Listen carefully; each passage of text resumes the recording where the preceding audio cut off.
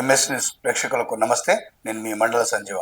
మిత్రులారా, ఈరోజు ఈనాడు, వెలుగు, ఆంధ్రజ్యోతి, నమస్తే తెలంగాణలో ఉన్నటువంటి ప్రధాన విషయాలు ఒకసారి చూస్తే, ఈనాడులో ప్రధానంగా చెరువుల్లో నీటి దొంగలు అనేటువంటి ప్రధాన అంశంగా ఈరోజు కనిపిస్తుంది మిత్రులారా. ఎందుకంటే కొంతమంది ఈ యొక్క సిటీ శివారు కట్కేసర, కీసర, మేడ్చల్, మహేశ్వరం, రింగ్ రోడ్ పరిసర ప్రాంతాల్లో ఉన్నటువంటి ఈ యొక్క చెరువులకు సంబంధించినటువంటి వాటిల్లో కొంతమంది అక్రమంగా అధికారులు తెలియకుండా బోర్లు వేసి మరి నీటిని తీసుకొని మరి ట్యాంకర్ల ద్వారా 10 నుంచి 20 వేలకు అమ్మకాలు చేస్తున్నటువంటి భారీ వార్త, మరి చెరువులో నీటి దొంగలైనటువంటి వార్త ఈరోజు ప్రధానంగా కనిపిస్తుంది మిత్రులారా. ద్విచక్ర వాహనాలకు సంబంధించి రవాణా శాఖ, కేంద్ర ప్రభుత్వం ఒక కీలకమైనటువంటి నిర్ణయం తీసుకునేటువంటి వార్త ఈరోజు ఈనాడులో కనిపిస్తుంది. ఇప్పటి నుంచి ద్విచక్ర వాహనం, 2 వీలర్స్ మరి కొనే ముందు 2 హెల్మెట్లు ఆ యొక్క వాహనం వెంబడే ఇచ్చే విధంగా ఒక సరికొత్త రూపకల్పన చేసి, వాహనం వెంబడే కొనుగోలు తప్పకుండా అందులో మిక్స్ అయ్యే ఉంటుంది ఈ యొక్క ఛార్జ్ అనేటువంటి విషయంగా రవాణా శాఖ ఒక జీవనం విడుదల చేసినటువంటి విషయం మరి ఈనాడులో కనిపిస్తూ ఉంది. మున్సిపల్ ఎన్నికలు ఎప్పుడు అనేటువంటి ఒక ప్రశ్నకు సంబంధించినటువంటి హైకోర్టు ప్రశ్నించినటువంటి సంబంధించినటువంటి వార్త కూడా ఈనాడులో కనిపిస్తూ ఉంది. మహిళలను కోటీశ్వరులను చేయడమే ప్రధాన లక్ష్యం అనేటువంటి మాటతోటి నిన్న సీఎం రేవంత్ రెడ్డి హన్మకొండలో మహిళా శక్తికి సంబంధించినటువంటి ఒక క్యాంటీన్ ఓపెన్ చేసినటువంటి సందర్భంగా మాట్లాడినటువంటి మాట కూడా ఈనాడులో కనిపిస్తూ ఉంది. ప్రభుత్వం మహిళా శక్తి క్యాంటీన్లు కానీ మహిళలను కోటీశ్వరులను చేయడమే తమ ప్రభుత్వం యొక్క ధ్యేయం అని చెప్పేసి గతంలో పలుసార్లు మాట్లాడినాం. దానికి సంబంధించినటువంటి డీటెయిల్స్ కూడా మనం వార్తలు చదువుదాం. ఇక వెలుగు దినపత్రికకు సంబంధించినటువంటి ప్రధాన విషయాలకు వస్తే, కాళేశ్వరం గుదిబండ అనేటువంటి ప్రధానమైనటువంటి శీర్షిక ఒకటి కనిపిస్తూ ఉంది మిత్రులారా. కాళేశ్వరానికి మొత్తం 97,449 కోట్ల అప్పు, మంజూరైన అప్పు మాత్రం 79,287 కోట్లు, ఇంకా కట్టాల్సింది 70,000 కోట్లు. ఈ నెల 29 లోపు 1,393 కోట్లు చెల్లించాల్సింది అని చెప్పేసి కరాఖండ్గా చెప్పినటువంటి ఒక వార్త ఈరోజు వెలుగులో ప్రధానంగా కాళేశ్వరం సంబంధించి ఉంది మిత్రులారా. ఎందుకంటే కాళేశ్వరం పైన ఈ మధ్య అనేకమైనటువంటి ఈ యొక్క అధికారుల అవినీతి కానీ, మరి కాళేశ్వరం పైన చర్చ కానీ, కమిషన్ సంబంధించినటువంటి అంశాలు కానీ చర్చిస్తున్నటువంటి ఈ తరుణంలో కాళేశ్వరం సంబంధించి ప్రత్యేకమైనటువంటి ఒక వార్త వెలుగులో కనిపిస్తూ ఉంది మిత్రులారా. నేటి నుంచి ఇంజనీరింగ్ కౌన్సిల్ అనేటువంటి వార్త కూడా వెలుగులో కనిపిస్తూ ఉంది. ఫీజుల నియంత్రణ కానీ, మరి ఏ కాలేజీలో ఎంత ఫీజు వసూలు చేస్తున్నటువంటి ఒక నిపుణుల కమిటీని కూడా మరి ఏర్పాటు చేస్తున్నటువంటి వార్త కూడా వెలుగులో కనిపిస్తూ ఉంది. గతంలో బీఆర్ఎస్ ప్రభుత్వంలో ఆంబ్రిషన్ సెంటర్ కు సుమారు 350 కోట్లకు పైగా భూమి కేటాయింపును హైకోర్టు సీరియస్ గా తీసుకొని రద్దు చేసినటువంటి ఒక పెద్ద వార్త కూడా ఈరోజు వెలుగులో ప్రధానంగా కనిపిస్తూ ఉంది. రాయదుర్గంలోని 3.70 ఎకరాలు గత ప్రభుత్వం ఒక సంస్థకి ఇచ్చింది. ఆ యొక్క సంస్థకు ఇవ్వడం ఇది సరికాదనేటువంటి వాదనలు, ప్రతివాదనలు విన్న తర్వాత నిన్న హైకోర్టు ఒక కీలకమైనటువంటి తీర్పు ఇచ్చినటువంటి వార్తలు ఈరోజు చూస్తా ఉన్నాం. బీజేపీ ఎంపీ కొండా విశ్వేశ్వరరెడ్డి నా ఫోన్ కూడా ట్యాప్ చేశారు, నా భార్య ఫోన్ కూడా ట్యాప్ చేశారు, ఈ ఫోన్ల ట్యాపింగ్ అక్రమంగా ఈ యొక్క వ్యవహారం ఎంత తొందరగా వెళ్తే అంత మంచిదనేటువంటి ఒక వార్త కూడా వెలుగులో కనిపిస్తూ ఉంది.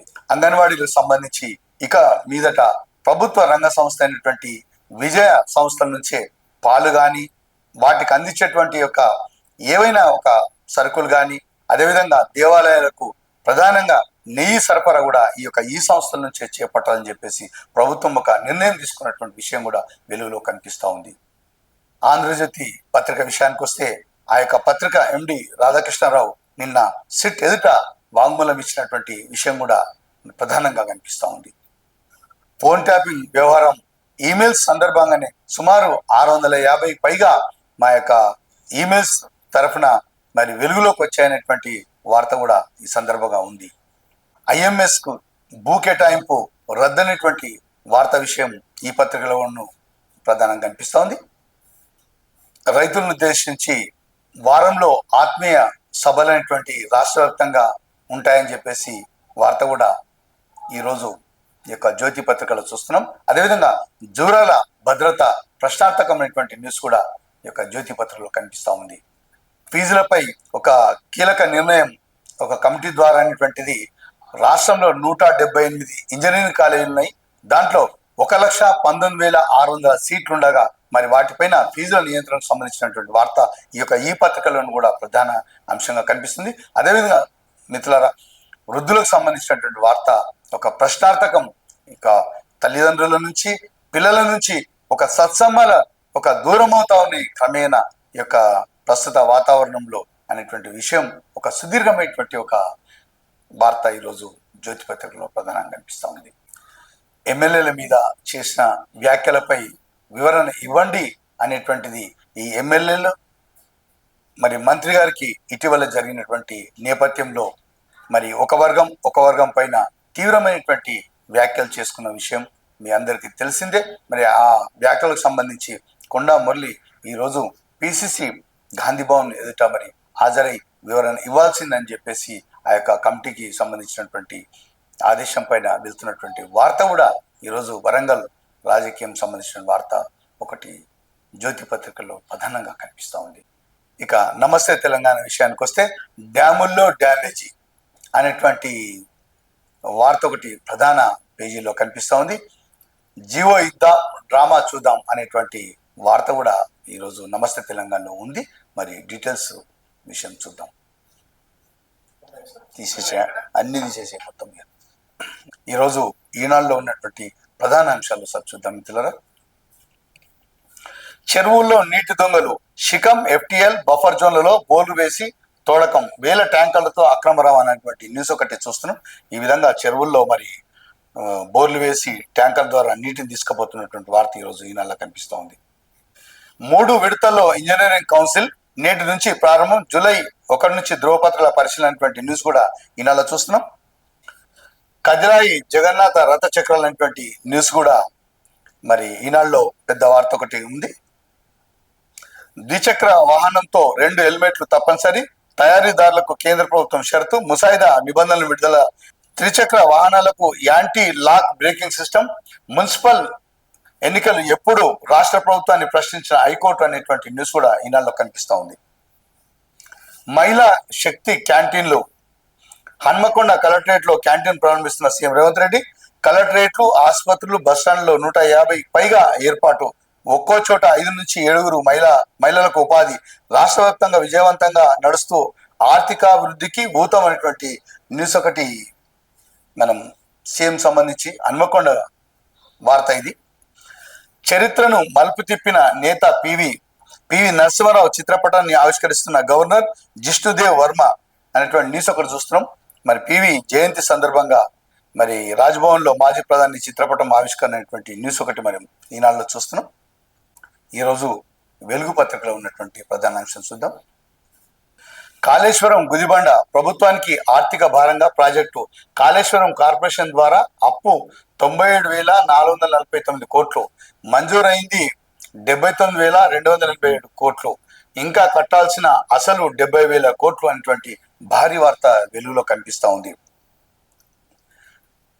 ఆర్ఈసి అవుట్ స్టాండింగ్ రుణం 17,233 కోట్లు, 890 కోట్లు బకాయి. ఈ నెల 6న సర్కార్కు ఆర్ఈసి లేఖ, జూన్ 29 లోపు కట్టకుంటే నిరర్ధక ఆస్తిగా పరిగణిస్తామని వార్నింగ్ అనేటువంటి న్యూస్ కూడా ఉంది.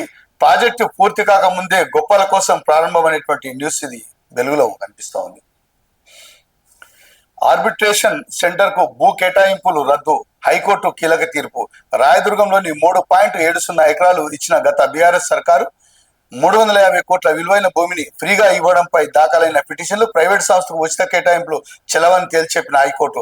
ల్యాండ్ రెవెన్యూ రూల్స్ 1975ను బ్రేక్ చేశారని ఫైర్ న్యూస్ ఒకటి మన వెలుగులో కనిపిస్తోంది.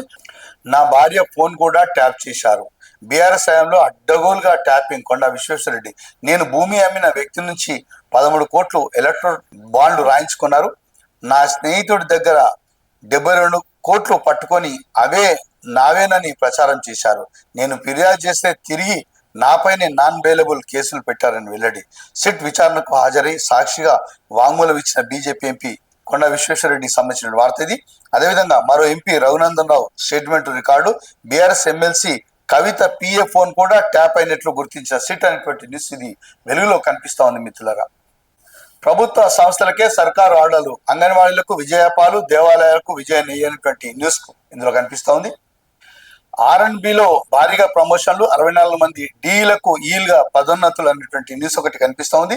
అదేవిధంగా సిట్ దర్యాప్తుతో కాలయాపన, సర్కార్కు తప్పు చేసిన అరెస్టు చేసే దమ్ము లేదు రఘునందరావు అంటున్నటువంటి మాట. కేసీఆర్ రిలీజ్ చేసిన పెన్ డ్రైవ్లపై సిట్ ఫోకస్. 2022లో ఎమ్మెల్యేల కొనుగోలు ఆడియోలు రిలీజ్ చేసిన కేసీఆర్ పెన్ డ్రైవ్ల ద్వారా సర్వర్లను గుర్తించేందుకు చర్యలైనటువంటి న్యూస్ వెలుగులో కనిపిస్తా ఉంది.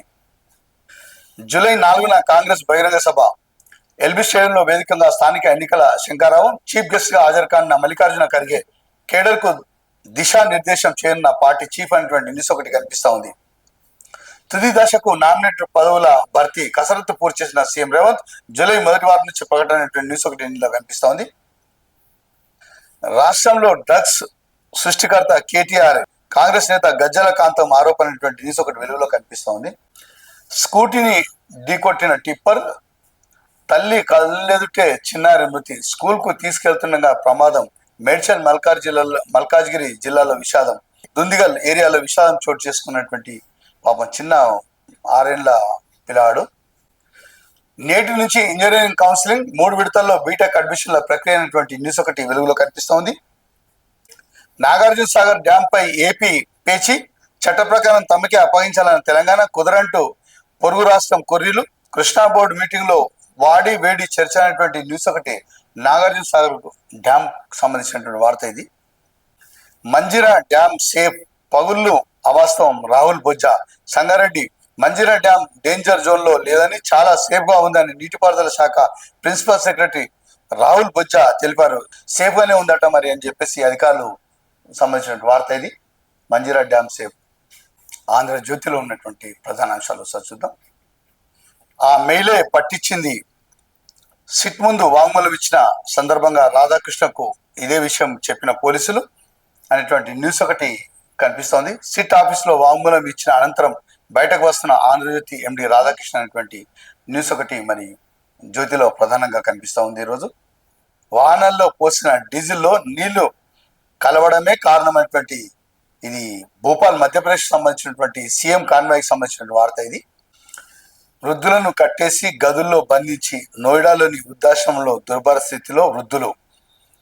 న్యూఢిల్లీ అదో వృద్ధాశ్రమం లోపల నేలమాలిగ లాంటి గదుల్లో ముక్కుపుటలు అదిరిపోయేంత దుర్గంధం. అక్కడ చీకట్లో మలమూత్రాల మధ్య వయసు మళ్ళిన వాళ్ళంతా పడి ఉన్నారు. మగవాళ్ళలో కొందరికి ఒంటి మీద సరైన వస్త్రాలు లేవు. మహిళల్లో కొందరికి ఇదే దైన్యం. కొందరికి చేతులు కట్టేశారు. బాధితులంతా గదుల్లో పెట్టి లోపలికి ఎవరు వెళ్లకుండా బయట నుంచే తాళాలు వేశారు. ఇది నోయిడాలోని సెక్టార్ 55లో యొక్క దృశ్యం. పాపం వృద్ధులను సీకుల మధ్య బంధించి యొక్క మహిళ కూడా ఎట్లా కనిపిస్తూ ఉందో పాపం దయనీయ పరిస్థితిలో. డొనేషన్ కింద వృద్ధుల కుటుంబాల నుంచి 2.5 లక్షల చొప్పున తీసుకున్నారు. వసతి భోజనం ఖర్చుల కింద నెలకు 6,000 చొప్పున వసూలు చేస్తున్నారు. మరి తల్లిదండ్రులను ఏ విధంగా దూరం అవుతున్నారు, మరి వారికి జరుగుతున్నటువంటి సేవలు కానీ చివరి దశలో వారు పొందుతున్నటువంటి యొక్క దుర్భర జీవితాల పట్ల ఈరోజు మరి యొక్క జ్యోతి పత్రికల్లో ప్రధానంగా కనిపిస్తూ ఉంది. ఇంత వ్యత్యాసం కేవలం 2.5 లక్షలు కట్టి ఆ యొక్క ఆశ్రమాలు వేసి నెలకు 6,000 చొప్పున బతుకు జీవుడా అన్నట్టు మరి వాళ్ళని వేసి అతి గతి లేక మరి తల్లిదండ్రులకు మరి పిల్లలకు జరుగుతున్నటువంటి భారీ వ్యత్యాసం వల్ల ఈరోజు సమాజం ఎటుపోతుంది, అసలు ఏం చేస్తున్నాం, అసలు ఏమైతున్నాం నిజంగా చెప్పాలంటే మళ్ళీ తల్లిదండ్రులకు కొడుకులకు బిడ్డలకు మధ్యలో ఈ యొక్క వ్యత్యాసం చూస్తే ఆశ్చర్యం అనిపిస్తుంది, ఒక కలవరం అనిపిస్తుంది. జీవితం అంటే ఇంత దుర్భరమా? నా కొడుకు బిడ్డే మరి పెద్ద పెద్ద ఉద్యోగాలు చేస్తూ లక్షల కోట్ల రూపాయలు సంపాదిస్తున్నటువంటి ఈ తరుణంలో వృద్ధులు మరి ఈ విధంగా ఒక బందీల్లాగా వాళ్ళు బిక్కుబిక్కుమంటూ చూస్తున్నటువంటి దయనీయమైన పరిస్థితిలో ఈ విధమైన జీవితం ఇది ఎవరికి కూడా రావద్దు. మరి తల్లిదండ్రులు పట్ల కొడుకులు బిడ్డలు కానీ ఆప్యాయత, అనురాగం, ప్రేమ, అభిమానం ఈ యొక్క మర్చిపోయి మనం ఎంత విలాసవంతం ఉంటే ఏం లాభం? మిత్రులారా, ఒక్కసారి ఈ విషయం పైన ఆలోచన చేసి ప్రతి విద్యార్థి కానీ కొడుకుల బిడ్డల్లో కానీ ఒక మార్పు రావాలి. ఇందుకు చర్యగా ప్రభుత్వం కూడా ఒక రూపకల్పన చేసి ఒక చట్టంలో కూడా మార్పు తేవాలని చెప్పేసి అనేక మంది ఒక తల్లిదండ్రుల నుంచి వస్తున్నటువంటి ఒక అనేకమైనటువంటి సలహాలు, సూచనలు ఈ యొక్క ఎంత తొందరగా రాష్ట్ర ప్రభుత్వం కానీ కేంద్ర ప్రభుత్వం కానీ ఈ దిశగా ఆలోచన చేస్తే కనీసం వృద్ధుల పట్ల కనీసం సేవ చేసిన వాళ్ళం అవుతామని చెప్పేసి ఈ సందర్భంగా మీ ముందు ఉంచే ప్రయత్నం చేస్తున్నాం. నమస్తే తెలంగాణలో ఉన్నటువంటి ప్రధాన అంశాలు చూద్దాం. నిన్న జూరాల, నేడు మంజీరా డ్యాముల్లో డ్యామేజీ, సర్కారు నిర్లక్ష్యంతో దెబ్బతింటున్న ప్రాజెక్టులు, మంజీరా బరాజ్లో దెబ్బతిన్న ఆఫ్రాన్, డ్యామ్ సేఫ్టీ అథారిటీ వెల్లడైనటువంటి న్యూస్ ఒకటి మరి నమస్తే తెలంగాణ కనిపిస్తుంది. జీవో ఇద్దాం డ్రామా చూద్దాం అనేటువంటి న్యూస్. రేవంత్ తీరుతో సాగు సంక్షేమం, ఏపీ చేతిలోనే సాగర్ డ్యామ్, బీసీ కోటాపై కాంగ్రెస్ నాటకమైనటువంటి న్యూస్ ఒకటి నమస్తే తెలంగాణలో కనిపిస్తుంది. పివి తెలంగాణ టీవీ అనేటువంటి న్యూస్ ఒకటి కనిపిస్తుంది. పివి నరసింహారావు, కేసీఆర్ ప్రాజెక్టులపై రేవంత్ మొద్దు నిద్ర అనేటువంటి న్యూస్ ఇందులో కనిపిస్తుంది. అదేవిధంగా హైదరాబాద్ క్యాంపు కార్యాలయానికి పెద్ద ఎత్తున తరలి వచ్చిన సంగారెడ్డి జిల్లా పడంచెరు ఆటో కార్మికుల సమస్యలను తెలుసుకుంటా మాజీ మంత్రి హరీష్ రావు అనేటువంటి న్యూస్ ఒకటి చూస్తున్న మిత్రులారా, ఈరోజు ఈనాడు, వెలుగు, ఆంధ్రజ్యోతి, నమస్తే తెలంగాణలో ఉన్నటువంటి ప్రధాన న్యూస్ మీకు చదివినిపించే ప్రయత్నం చేసినాం. ఇవి ఈనాటి వార్తలు. నమస్తే.